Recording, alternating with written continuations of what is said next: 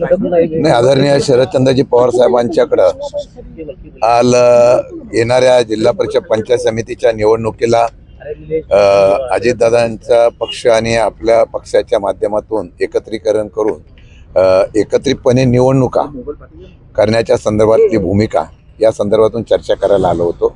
आम्ही सर्व पक्षाचे प्रमुख होतो.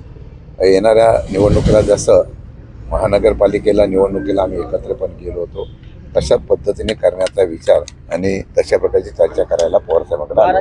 12 जिल्हा परिषदमध्ये एकत्र लढण्याची भूमिका आम्ही जिथे आहे त्याप्रमाणे एकत्रितपणे 12 जिल्हा परिषद पंचायत समिती निवडणुकीला लढवणार आहे.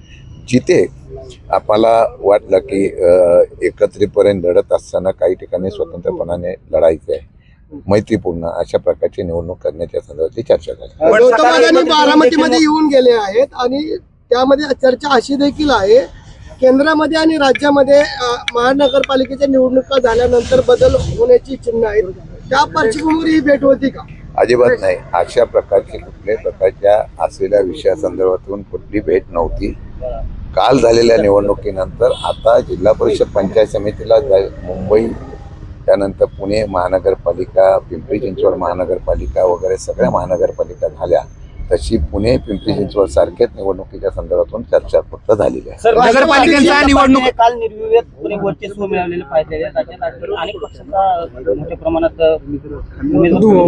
कसं बघता कालच्या निवडणुकीत? त्या निवडणुका आहे, स्थानिक पातळीवरच्या निवडणुकीच्या संदर्भातून जो कौल दिलेला असतो तो मान्य करावा लागतो. आम्ही तो कौल मान्य केलेला आहे. म्हणूनच येणाऱ्या काळामध्ये या असलेल्या निवडणुकीला त्या ग्रामीण भागामध्ये आहे, शहरी भागामधला कल आणि ग्रामीण भागामध्ये आदरणीय पवारसाहेबांच्या विचारातून पक्ष मजबूतीने उभा आहे. त्या पद्धतीने मताचं विभाजन होऊ नये आणि त्याच्याबद्दल कशा पद्धतीने ग्रामीण भागामध्ये निवडणुका करायचा त्याचा कल वेगळा असेल. अमोल सर, आपण बघतोय की वारंवार निवडणूक आल्यानंतर लाडकी बहिणीचे पैसे खात्यामध्ये दाखल केले जातात आणि नंतर सांगितलं जातं की आमच्या लाडकी बहिणींनी आम्हाला मतदान केलेलं आहे. अशा पद्धतीने जर राजकारण किंवा निवडणुका झाल्या तर भविष्यात विरोधकांची संख्या नामशेष होण्याची चिन्ह आहेत. असं असतं की अशा पद्धतीने बऱ्याच वेळेला देशात, राज्यात अशा प्रकारच्या निवडणुकीचं बहुमत स्पष्ट मिळालेलं असतं. कालांतराने मतामध्ये परिवर्तन होऊन जे पक्ष पूर्ण बहुमतात असतात ते सुद्धा विरोधात जातात, अशा प्रकारचा इतिहास आहे. आता बहुमत जरी असलं कुठल्या कुठल्या योजनेच्या माध्यमातून तरी सुद्धा लोकांच्या मनातलं जे असतं ते लोक ठरवतात. मला वाटतं येणाऱ्या काळामध्ये अशा प्रकारची परिस्थिती तुम्हाला पाहायला मिळेल आणि चांगल्या प्रकारचं यश या निवडणुकीला आम्हाला मिळेल अशा प्रकारचा विश्वास आम्हाला आहे. महानगरपालिकांच्या निवडणुकींचा निकाल लागला, अपयशाची कारण काय वाटतं तुम्हाला? नाही, महानगरपालिकेच्या निवडणुकीच्या वेळेला मी मागेही सांगितलं, विकासाच्या कामाच्या ऐवजी आता ही निवडणुका या धार्मिक वादावर आणि मला वाटतं की आर्थिक वाटपावर फार होतात.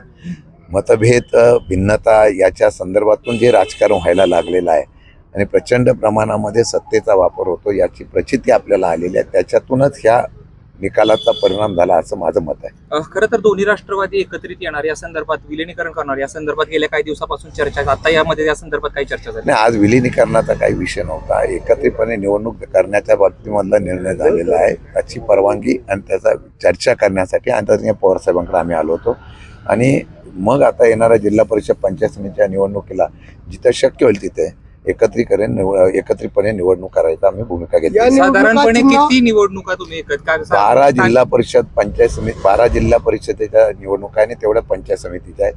आज आम्ही चर्चा केल्यानंतर आम्ही आमच्या अध्यक्ष आणि त्यांचे अध्यक्ष एकत्रित बसून जिथं शक्य होईल तिथं त्या पद्धतीने निवडणुकीच्या संदर्भातून एकत्रित निर्णय घेऊ आणि बाकीच्या ठिकाणी जर काही जागेवर दोन्ही तुल्यबळ उमेदवार असतील तर तिथं मैत्रीपूर्ण त्या करण्याच्या बाबतीत मला निर्णय घेऊ. सर, गेल्या काही दिवसापासून सातत्यानं चर्चा होती सुप्रिया सुळे केंद्रात मंत्री होणार, काय त्या संदर्भात? अशा प्रकारची कुठेही चर्चा नाही. तुमच्याकडूनच आम्ही चर्चा ऐकतो. अशा प्रकारची चर्चा कुठं झाली नाही. आपण एकंदरीत बघितलं तर ज्या पद्धतीने पहिल्या सुप्रिया सुळे टीका करायच्या त्या टीका करण्यात देखील त्यांनी देवेंद्र फडणवीस असतील किंवा मोदी सरकार असेल ह्या टीका करणं बंद केलेलं आहे. असं तुम्हाला कोणी सांगितलं? जिथं सरकारच्या भूमिका आहेत, आता अमोल कोल्हे साहेब वगैरे जे आहेत, केंद्राच्या भूमिकेच्या विरोधात किंवा देवेंद्र फडणवीस मुख्यमंत्री असेल, चुकीचं झालं तिथं आमचे पक्षाचे नेते सुप्रियाताईपासून अमोल कोल्हे असेल सगळेजण निश्चितपणाने बोलत असतात. सर हिंदी में अभी आप उप मुख्यमंत्री अजित पवार, शरद पवार, आप सभी लोग अंदर लगभग 1 घंटा थे, क्या आप बात चर्चा हुई? नहीं, बात कुछ हुई नहीं है. अभी जिला परिषद पंचायत समिति का जो अभी स्थानिक स्वराज्य की इलेक्शन है, उस इलेक्शन के बारे में राष्ट्रवादी दोनों एक साथ में अगर इस चुनाव में आगे जाते हैं, उसके बारे में हम लोग चर्चा करने के लिए बैठे थे और उसमें हम लोग ने सहमति की है कि आगे जाके इस चुनाव में हम लोग एक साथ में जाकर लड़ने वाले हैं. सर दोनों राष्ट्रवादी विलीनीकरण होगा? चर्चा शुरू है, विलीनीकरण होगा? वो मुमकिन है दोनों राष्ट्रवादी? नहीं, आज तो उसके बारे में कुछ बात नहीं हुई. खाली आज जिला परिषद पंचायत समिति इलेक्शन के बारे में बात हुई. कल जो चुनाव के नतीजे देखे उसको आप कैसे देखते हो? नहीं, चुनाव का नतीजा है, जितना लोकतंत्र में देखो जो भी चुनाव होता है उसमें जो रिजल्ट आता है उसको स्वीकारना है. हमने वो स्वीकार लिया है. उसमें क्या हमारी कमजोरी है, कमतरता है, उसको हम लोग निकाल कर उसको सुधार के ये इलेक्शन में हम उसको निश्चित तरह के अच्छी कामयाबी हासिल करने की कोशिश करेंगे. बारामतीमध्ये देखील दोन्ही राष्ट्रवादी एकत्र लढणार का? कारण ज्यावेळेस नगरपालिकेचा विचार होत होता त्यावेळेस बारामतीमध्ये एकत्र येणार नव्हतं. सगळीकडे चर्चा करून जिथे होणार तिथे एकत्रितपणे आम्ही लढणार आहोत.